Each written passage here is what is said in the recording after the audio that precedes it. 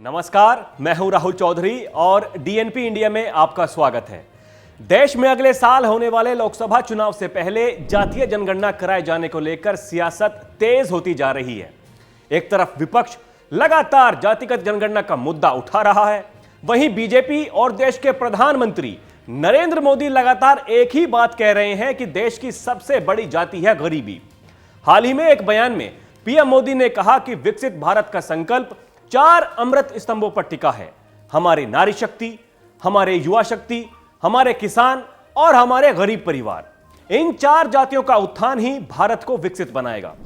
वहीं उत्तर प्रदेश में भी जातिगत जनगणना को लेकर अब सियासत गरमाने लगी है।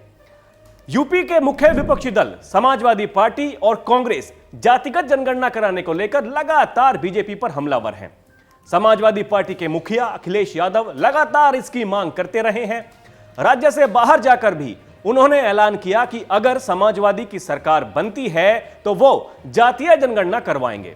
एक बार फिर दोनों पार्टियों के नेताओं ने जातिगत जनगणना कराने को लेकर बीजेपी सरकार पर तीखा हमला बोला है। तो वहीं सूबे के उप मुख्यमंत्री केशव प्रसाद मौर्य ने इन तमाम हमलों का पलटवार किया है। अब किसने क्या क्या कहा आपको वो बताता हूं। समाजवादी पार्टी के राष्ट्रीय महासचिव शिवपाल यादव ने जातीय जनगणना को लेकर कहा कि समाजवादी पार्टी जातीय जनगणना के पक्ष में है। उन्होंने कहा कि सरकार में जो पिछड़े वर्ग के मंत्री हैं वो जातीय जनगणना को लेकर अपना मत स्पष्ट करें। अगर बीजेपी पक्ष में नहीं है तो कहे कि हम जातिगत जनगणना नहीं करवा पाएंगे। वहीं जातीय जनगणना को लेकर कांग्रेस की नेता आराधना मिश्रा मोना का कहना है कि यूपी के डिप्टी सीएम केशव प्रसाद मौर्य खुद जातीय जनगणना कराने के पक्ष में है। वो चाहते हैं कि जातीय जनगणना हो, लेकिन उनकी पार्टी बीजेपी ऐसा नहीं करना चाहती है। उन्होंने सरकार पर सवाल उठाते हुए पूछा कि सरकार जातीय जनगणना से क्यों भाग रही है।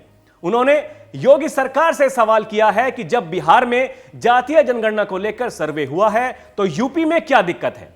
कांग्रेस नेता आराधना मिश्रा मोना ने कहा कि जातीय जनगणना होनी चाहिए, सबको समान अधिकार मिलना चाहिए। वहीं अब विपक्ष के तीखे हमलों पर यूपी के डिप्टी सीएम केशव प्रसाद मौर्य ने पलटवार करते हुए कहा है कि बीजेपी जातिगत जनगणना के खिलाफ नहीं है।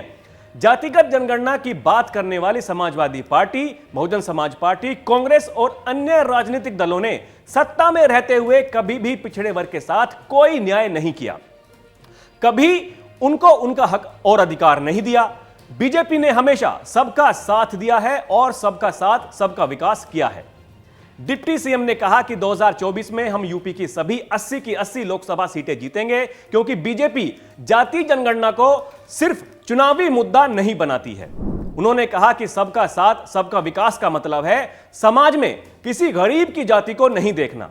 जो इस राज्य में, इस देश में रहता है, उसे पूरा लाभ मिलना चाहिए, चाहे वो किसी भी जाति का हो, किसी भी धर्म का हो।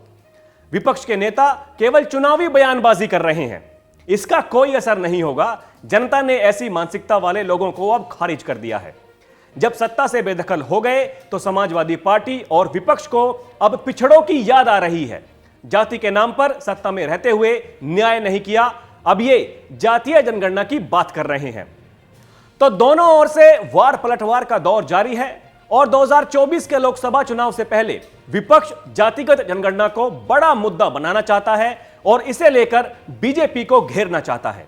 वहीं पीएम मोदी सहित बीजेपी के तमाम बड़े नेता बार बार इस बात को दोहरा रहे हैं कि विपक्ष समाज को जातियों में बांटना चाहता है, इसीलिए जातिगत जनगणना की बात कर रहे हैं।